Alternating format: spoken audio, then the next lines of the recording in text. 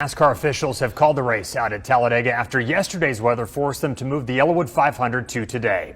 Bubba Wallace was leading at the time, clinching a historic victory. Let's get out to WVTM 13's Ryan Hennessy. He joins us live from Talladega with reaction. Ryan. Yeah, Ian, like Jerry said, rain's really the story of the whole weekend. Starting at 12 today, they had one rain delay. It was a small one, about 20 minutes, and then the sky really fell down and it started raining really hard. Bubba Wallace was in first place with 117 laps in, and he is now the Talladega winner. Now, some history with this win. Bubba Wallace is now the second African-American to win a NASCAR Cup Series race. Wendell Scott was the first one in 1963 in Jacksonville, Florida. Bubba Wallace came in second in the Daytona 500 in 2018. He's never won a Cup Series race, so his first race officially is this one right here. He's behind us celebrating right now with his team, and we spoke to him right after his victory. So we got the first out of the way. Pretty fitting that it came here at Talladega. You know, in the last year and some change, everything that's going on here, it's kind of like perfect sense that it happens here. So an awesome story right here. Bubba Wallace is driving the 43 car. A lot of history here with Talladega. He moved to the 23 car, and the 23 car is owned by Denny Hamlin, another racer, and Michael Jordan, and he's getting his first win in that new car. You can see we're inside. This is kind of a makeshift victory lane because of the rain, but overall historic night here for Bubba Wallace. The field 2x2 as they get ready to get underway from Talladega Superspeedway. Then creates a huge gap and a big run, and the 47. I mean, it's the same bump that he did multiple times before, and that time it just turns the 48 into the outside wall. The 19 doesn't look like he had contact. Man, the outside line's going to have some momentum here. Both lines coming back to the back bumper of the 23. Here comes Logano. What does Bubba Wallace do right here? Is he going to make this block? Is he going to stay in the bottom lane? Right now, he doesn't have to make a decision, but he's getting ready to. Here comes a big push for Logano. Around goes the 37. Priest is around. He catches the 24 as well as the 21. Caution comes out. And fire coming out of the back of the 24 of William Byron. Yeah, I'm on fire. Window net down. You see William Byron rapidly getting out of that car as the AMR safety crew immediately to him. It's a great shot of it right here. Right there, they make contact, and there's Buescher still pushing, and round Priest goes. Had to Benedetto in this wreck also. Yeah, 21 to 24, nowhere to go at the back of the pack. Chase Elliott was back there as well. He sees it coming. He's able to get slowed down and go to the bottom of the racetrack. So much cleanup that's going to take place from what happened here. This stage is going to end under caution. We got raindrops on the windshield of the booth. Hey, folks, think about what could happen here. Bubba Wallace in front of this field. We're at a very large racetrack. We know from yesterday it takes about 2 hours to dry the track if it's completely lost, and sunset is at 6:30. If all of these things happen, Bubba Wallace could get his first ever Cup Series win at Talladega. Again, the rain coming down a little bit harder now. And once again, it takes quite a while to dry this racetrack. So patiently waiting if you can. Bubba Wallace, when the caution came out, was in front of the field. The rain started then right away.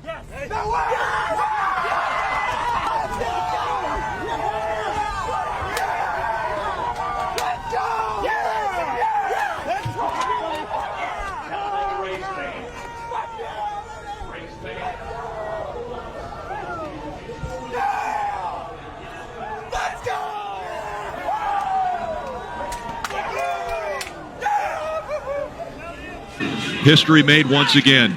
It's official. Bubba Wallace gets his first career win. He's just the second African-American to ever win at the highest level of NASCAR. Over 50 years ago, Wendell Scott was the first. Bubba Wallace now officially the winner at Talladega.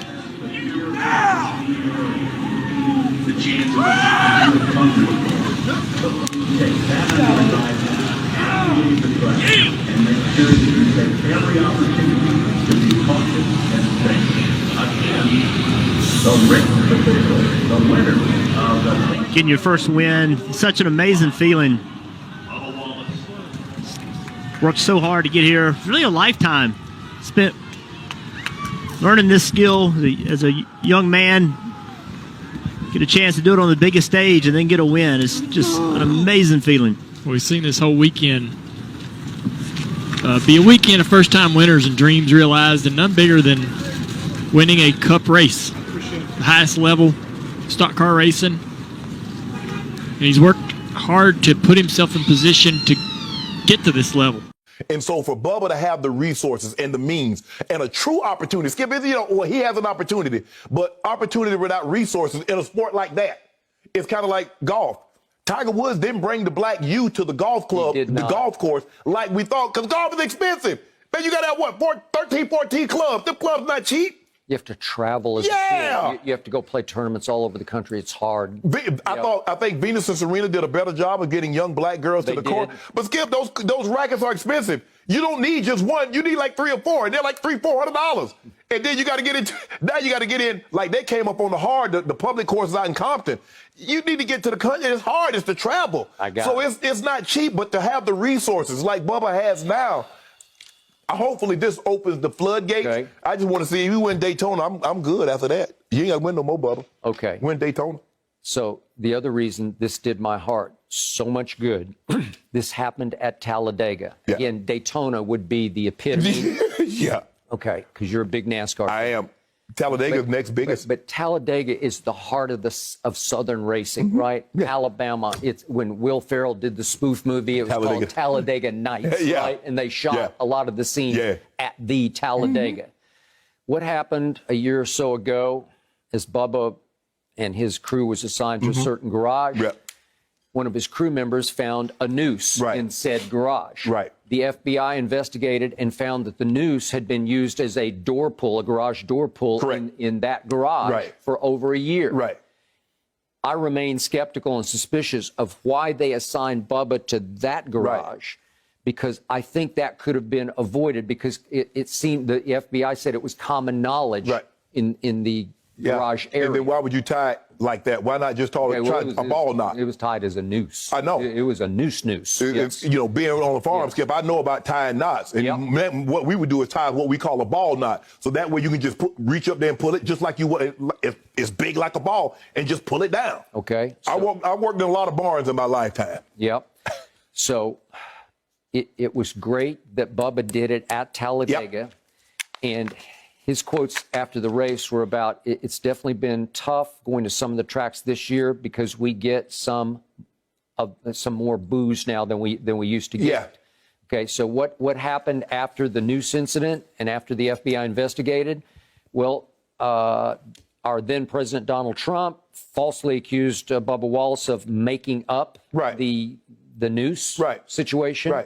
And exaggerating and orchestrating the noose situation, which was absolute lie. But the FBI said it was a noose, although it wasn't. We don't believe it was placed there for intimidation purposes. We believe it was put there for a door pull. It was what Bubba said it was. Okay. And then it was reported that there was much more internet fallout even yesterday that Bubba won a rain-shortened race, but he made a sweet move to get the lead when it was clear the rain was coming and you better go for it now. And he did, and he pulled it off.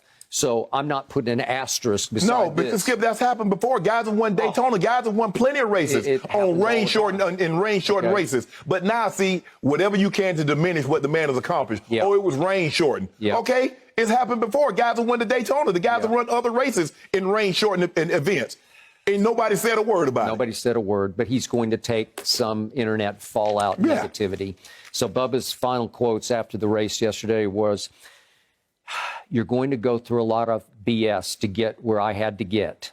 But you always got to stick true to your path and not let the nonsense get to you.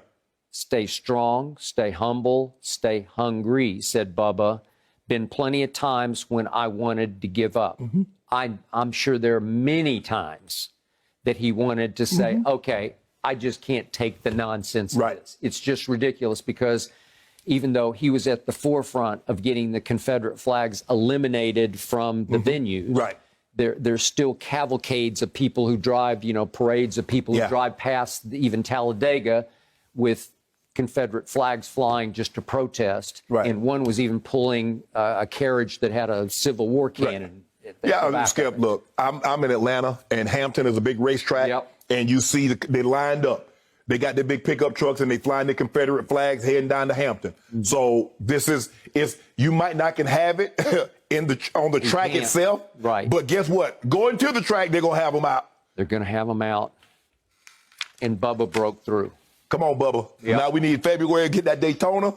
Okay, I wouldn't mind if you get Charlotte also. Yeah, I can do the Coca-Cola 400. You'd be happy, though, with Daytona, I think. But if he get Daytona, this sport more than any is about sponsorship. It's not like the NFL where you have a salary cap. Everybody gets to spend up to here, and nobody can spend below that. It's like that in a lot of sports.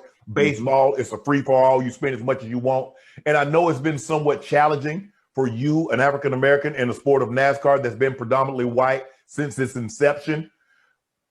Talk to me about how much of a disadvantage that's been in your racing NASCAR, and now you have someone that Michael Jordan can go out and get those corporate dollars to help you become can put you in with all those the Kozlowskis, the Denny Hamlin, even though he's a minority owner, those guys to put you right there on the level playing field.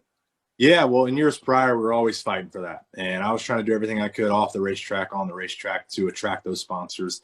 And you never know how they're going to come about. And we look at 2020 and everything that went on there, bringing in brand new partners into the sport with DoorDash, Columbia, Root Insurance, having McDonald's come on board. For sure, they've been a part of my program for a couple of years now, and Dr. Pepper. Those 5 partners, I got to see our schedule for this upcoming year, and there's not one empty slot. Not one empty slot. And That's years awesome. prior, it's been 8, 15 slots that are open, and we were looking at each other like, how are we going to make this work? We always did, but hey, knowing that we are fully funded throughout the year, it's a pat on the back to my camp. I'll give a pat on my back to myself, but just everybody in my corner that's helped me get to this position. It's going to be a heck of a year. We got no excuses. That was my motto coming into this year. No excuses. I got the funding. I got the car. I got the people. Just got to have the driver. So we're good. And with us now from Talladega Superspeedway, today's big winner, first of his career. Congratulations, Bubba Wallace. Thanks, guys. I appreciate it. How's it going? Great, man. How would you describe the magnitude of this day, Bubba? It was the same feeling that I had in 2013. I remember the night before Martinsville, I said, we're going to go out and win this race tomorrow. And I had that feeling coming into this race. I told Freddie, I texted him this morning. I said, hey, man, we got room to be a little bit more aggressive. We're always kind of 15th to 20 at the last 2 stages. As we're the first stage, we're usually up front, leading some laps, whatever. I said, let's not do anything different, but let's just turn it up a little bit. And, man, Freddie was on it there at the end. I was being told that there wasn't rain in the area, but we kind of knew it was, and it worked out. When the caution fell there, everything was dry, and I was just like, come on, baby, rain like hell. It starts pouring, and I'm like, oh, all right, maybe I just need to wish for that more often. Well, Bubba, after the race did get over and you got the official word that you were the winner, what I couldn't help but notice was even while it was first raining, the amount of drivers coming up. And at that time, I don't know if they were congratulating you or if they were doing a rain dance with you. But then post-race, a number of drivers came up to you and congratulated you. And from a driver's perspective, that's the ultimate show of respect. What was the count? It had to be like 30 of them that came up to you. And how much did that mean to you? Chase Briscoe and Chase Elliott and Corey LaJoie came up before they called it. And I was like, hey, man, y'all get out of here with that. Don't jinx it. It ain't over with. And they're like, oh, no,